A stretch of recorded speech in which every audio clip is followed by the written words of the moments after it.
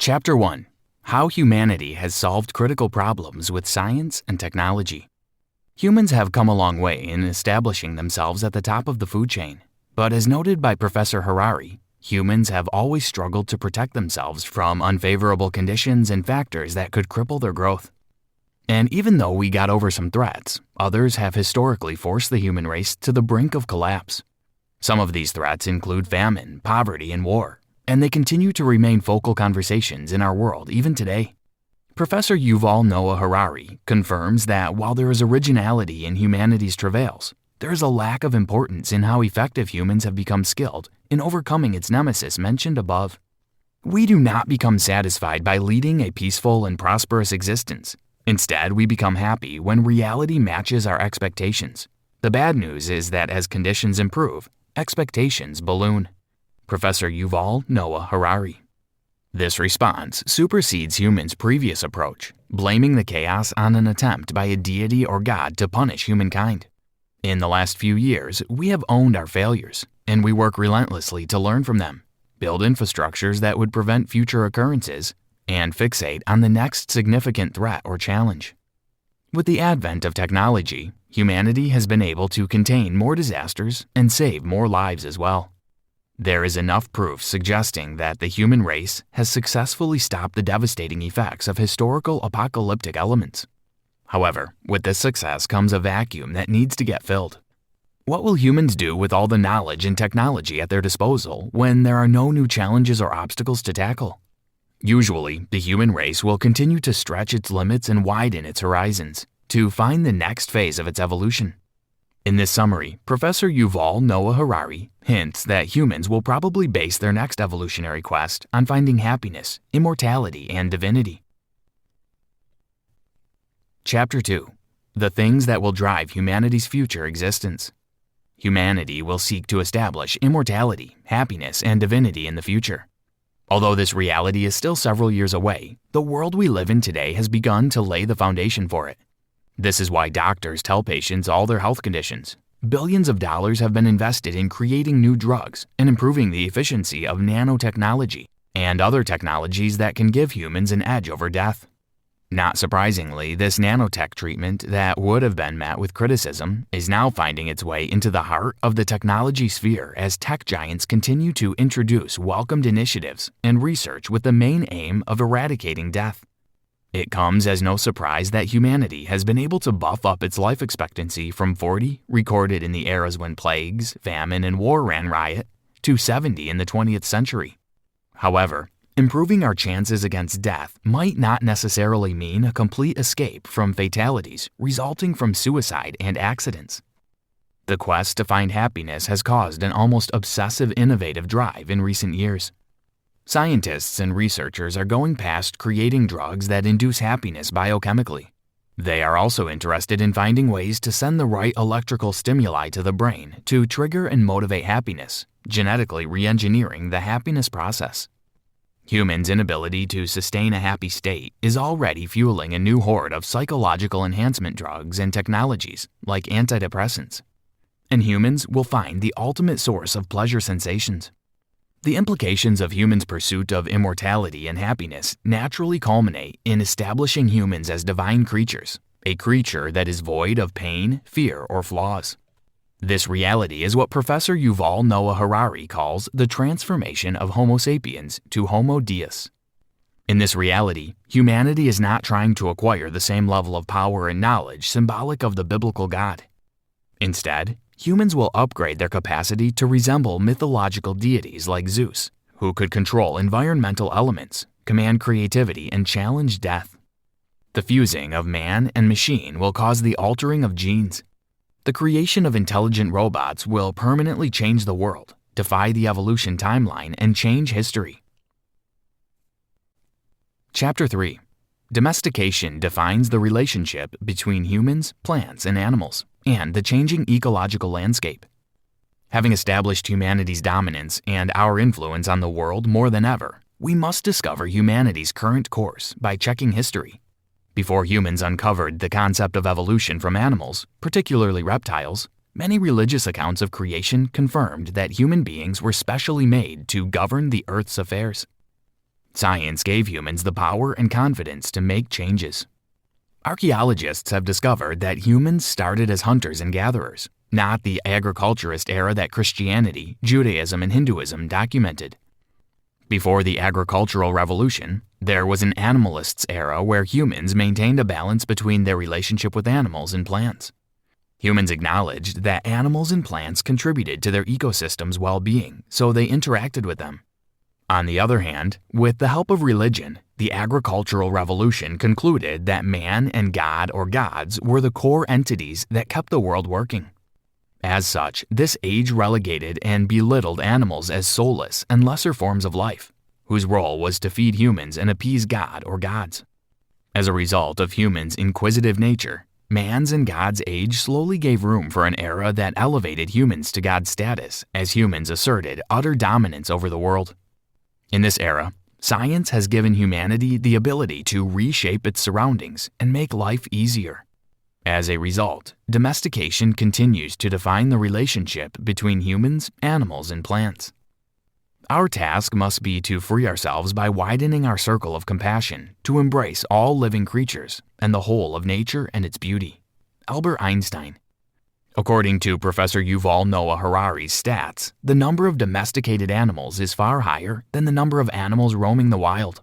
Humanity is the only factor that changed this planet's ecology at a fast rate. Our actions have led to extinctions of rivals, shifting of tectonic plates, asteroid collisions, and climate change. These happenings are because humans believe that their lives are more important than that of other species. It is a function of religious and unproven assertions that only humans have souls or consciousness that could enable them to access an afterlife. At the same time, animals would supposedly fade into nothingness. However, it is a bit wrong to imply that animals lack a conscious mind. Chapter 4. The world that humans have built today has its foundation in myths. As humans realized all that could get accomplished simply by putting their imagination to work, it became apparent that there was only one possible outcome. This process started about 70,000 years ago when tribes and clans used stories to ensure their people cooperate. These stories, beliefs, and superstitions made people not break ranks. They motivated people to do all it took to protect the values of their community. As efficient and excellent as this approach was, the isolation and separation of sapiens and the inability to feed thousands of people by hunting or gathering did limit its efficiency. It wasn't until the emergence of the agricultural era that humans' imaginative capacity showed positive results. This concept was made manifest in ancient Egypt, where Pharaoh was merely a symbol of power or divinity. Regardless of who was in control, the engines of this civilization were officials that ensured the citizens continued to believe. Imagination is the only weapon in the war against reality. Lewis Carroll. As such, people rely on forming compelling myths whenever they want to bring other people together to share one goal.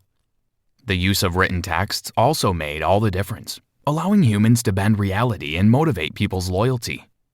This assertion is evident in the value of the Holy Scriptures and how much they have influenced humans' actions for thousands of years.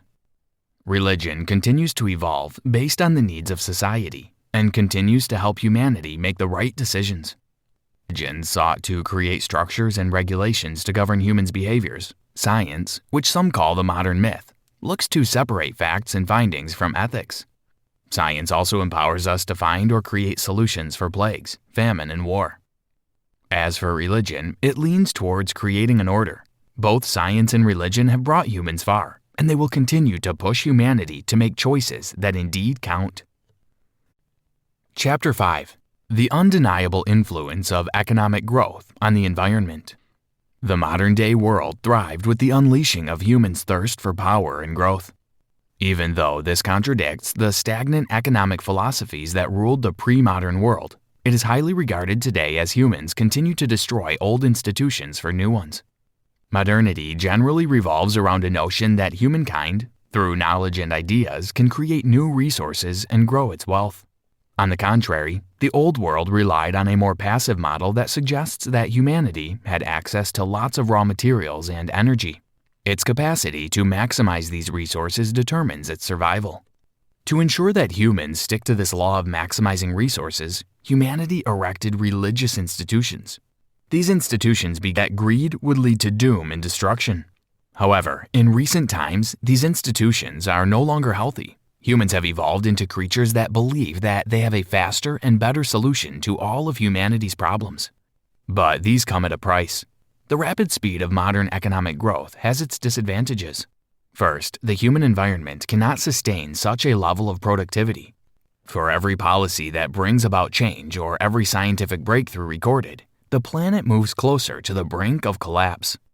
Considering the effects of human-made activities on Earth's ecology, one would expect that leaders would take stricter routes in curbing excesses. But the reverse is the case.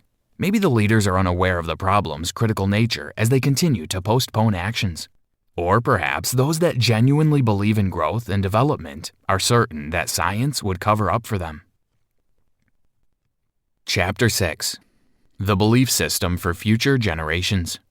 According to Professor Harari, humanism is any religion that elevates humankind to godlike status. Some societies believe that humans, not God, can direct and decide the course of nature. They believe that humanity is the only factor that could give meaning to life. Nations now value their citizens' emotions or thoughts, resulting in a free market that understands the role and power of consumers. Humanism, especially liberalism, relies on a phenomenon that individual humans have the wisdom to make sound choices. This view has improved and strengthened today's leading political argument that suggests that voters and customers have the final say in governance and the economy. Although this sentiment is the current trend, Professor Yuval Noah Harari suggests that free will is nothing but a lie. The human mind is a network of neurons triggered continuously and pushed to translate sensations into emotions. Scientists have suggested that in most cases our minds determine our actions. Furthermore, Professor Yuval Noah Harari argues that humans consist of two cognitive parts, the narrative self and the experiencing self. The experiencing self takes a record of your experiences, while the narrative self uses these experiences to tell a story or make big decisions. In its quest to make meaning of your experiences, the narrative self would censor some aspects of our experiences and base its conclusion on the average of the peak and bottom moments. Life aims to live it, taste experience to the utmost, and reach out eagerly and without fear for a newer and richer experience. Eleanor Roosevelt. In other words, the collaboration of these selves is how we translate experiences and create our beliefs, which would naturally determine our choices. Therefore, your life decisions depend on how much of your adventures you can retain. Liberalism may not have all the answers for future generations, as human intelligence now competes with non-organic algorithms. Already, we see this prediction manifest in various industries, with skeptics criticizing automation and how it threatens human jobs. Sooner rather than later, artificial intelligence will replace humans in almost every profession. Although this notion suggests that humans will become jobless and useless in the future, Professor Yuval Noah Harari argues that humanity's individuality will not become extinct. Humans will continue to remain relevant. Chapter 7. Techno-humanism and data doctrine is poised to govern the third millennium. Two distinct religions would guide humanity into its explosive technology future, techno-humanism and dataism. Techno-humanism seeks to maintain humanism by introducing improvement elements. These improvements will aid humanity's quest for divinity by evolving from Homo sapiens to Homo Deus, a superior human species. Homo sapiens, or humans, resulted from a genetic altering of animals, and this process took millions of years. Even as the Homo sapiens have created a new world, they must evolve to the next phase to continue the innovation cycle. Herein lies the fundamentals of techno-humanism. It is not the strongest or the most intelligent who will survive, but those who can best manage change. Leon C. McGinson. However, how will we ensure that biological alterations would not rob us of our will if we are so keen on sustaining? Since nanotechnology and bionic parts will influence mental states in different ways, it is easy to totally key in the process and forever be a slave to enhancements that could shape our biology. Dataism claims that humans do not have the right processing power to manage the new world. Dataism believes that future systems control should fall in the hands of intelligent machines that can process the tremendous amount of data generated. Humanity has always created otherworldly explanations for happenings greater than their own knowledge, hence the advent of religion. Already, this prophecy is becoming evident. Governments are clueless, so are corporations. Humans are slowly introducing one form of the superprocessor to help source data and utilize it. However, dataism is not a religion against humans. Instead, humans will rely on the systems of dataism to separate good from bad, bringing about the relationship between God and man and the religious system that spoke about this. Did you know? Dataism as a term was first used in a 2013 New York Times piece by David Brooks. Conclusion. Professor Yuval Noah Harari is a firm believer in the future of humanity and how big the role technology is poised to play in it. Change is constant, and humanity has survived this long because it is always ready to adapt to change. Humanity makes up explanations for these changes that are natural disasters and not the act of an angered God.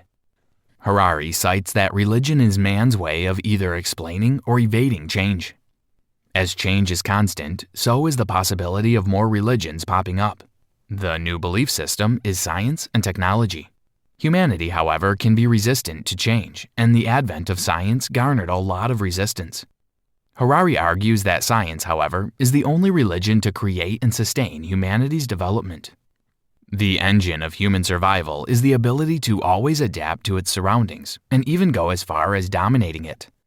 Many models that have worked for humanity will get dumped as humans transit into the next millennium. Scarier is how much technology and knowledge will empower society to shed all its flaws to attain divinity. When this time comes, war, poor health, famine, terrible economy, and plagues will lose their position as humans' greatest nemesis. Instead of them, humanity will contend with far more significant threats. We do not become satisfied by leading a peaceful and prosperous existence. Rather, we become satisfied when reality matches our expectations. The bad news is that as conditions improve, expectations balloon. Professor Yuval Noah Harari. Try this. Technology holds great promise in just about every facet of human existence: medicine, sports, and even housing. It would be beneficial if we get acquainted with the religion of dataism. Start by learning all you can about data and how it shapes the world.